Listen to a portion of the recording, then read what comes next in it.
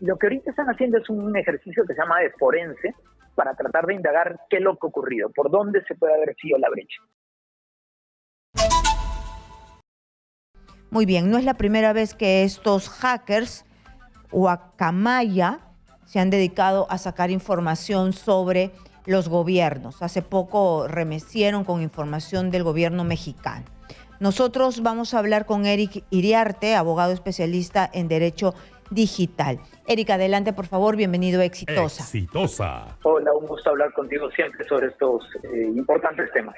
Muchas gracias por atendernos. Eric, en primer lugar, ¿es fácil hackear a nuestras Fuerzas Armadas? En realidad ya hemos visto hackeos, pero así de alto nivel, ¿no?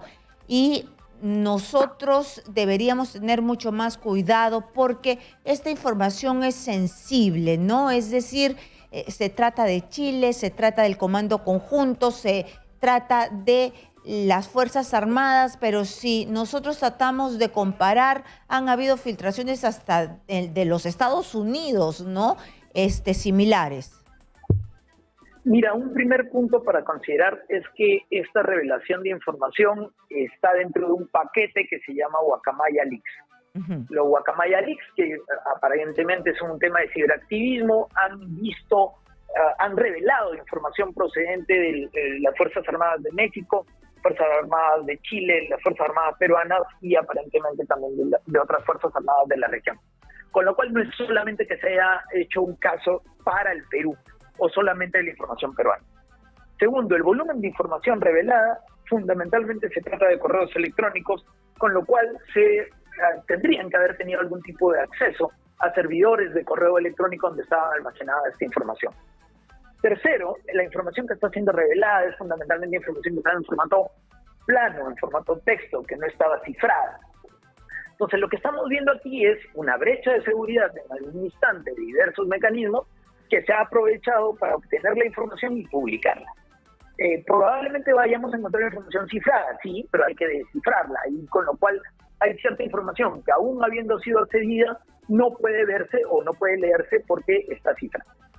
Aquí tiene por lo menos 3 posibles formas de haber accedido. Exitosa. Alguien desde adentro del sistema, el caso Wikileaks, por ejemplo, fue así. Segundo, alguien que descontento desde dentro del sistema revela la información, un Panama Papers, y en este caso lo entregó a la prensa, y desde la prensa se hicieron las investigaciones, o el caso como es el de ahora de ciberactivismo, que encuentra la información y la publica. Sin embargo, a inicios de año, por ejemplo, Costa Rica declaró emergencia cibernética nacional, una emergencia nacional, por un tema de ransomware, que es un intento de secuestro de la información o secuestro de la misma, y un chantaje para no publicarla. Como no se pagó el chantaje, publicaron la información. Lo mismo le ocurrió a la Oficina de Inteligencia del Ministerio del Interior a inicios de este año también. Por lo que se ve hasta ahora y de la información, son fundamentalmente correos electrónicos, una forma de ingreso, habrá que determinar cuál fue la forma del intrusismo, y que se han publicado todos en bloque, y lo que va a ir viendo en los siguientes días es revelaciones de lo que dicen los correos electrónicos.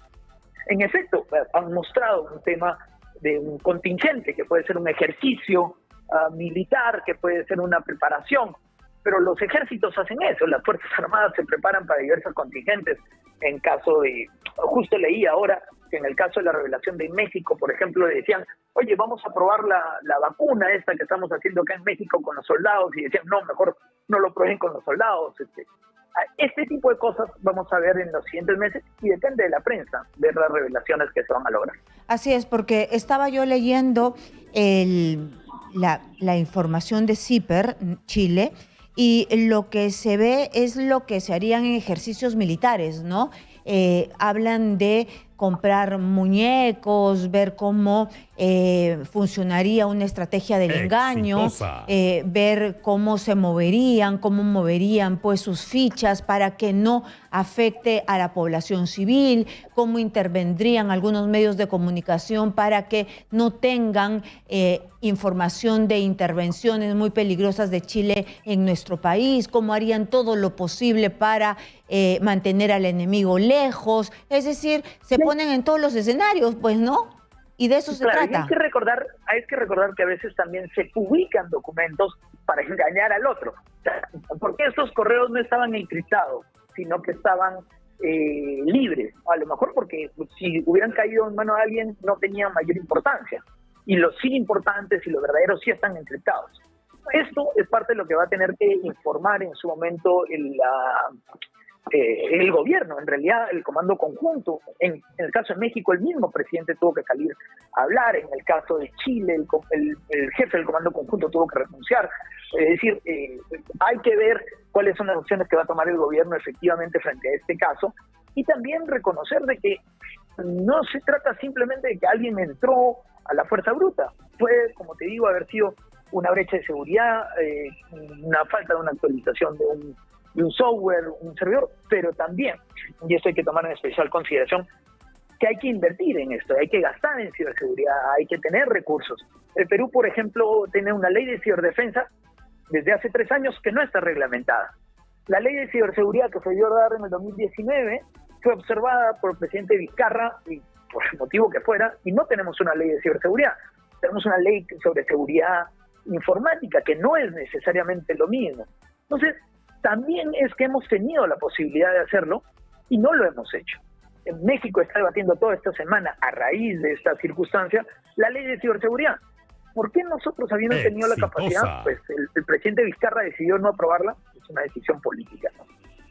Muy bien, y entonces también se habla de cosas que deberíamos mirar, ¿no? Esta sentencia de La Haya, del Tribunal Internacional de La Haya sobre el mar, yo de verdad que no me atrevería a decir si es verdad, si es mentira, porque no lo he investigado, pero en este momento, según esta información que viene desde Chile, no se estaría respetando los límites en la tierra, no en el mar, ¿no? Y que esto genera tensiones, ¿no? Todo eso tendrá que ser revisado por el periodismo, también dar explicaciones de parte del ejército mismo, que nos digan desde Cancillería, alguien nos tiene que explicar algo, ¿no?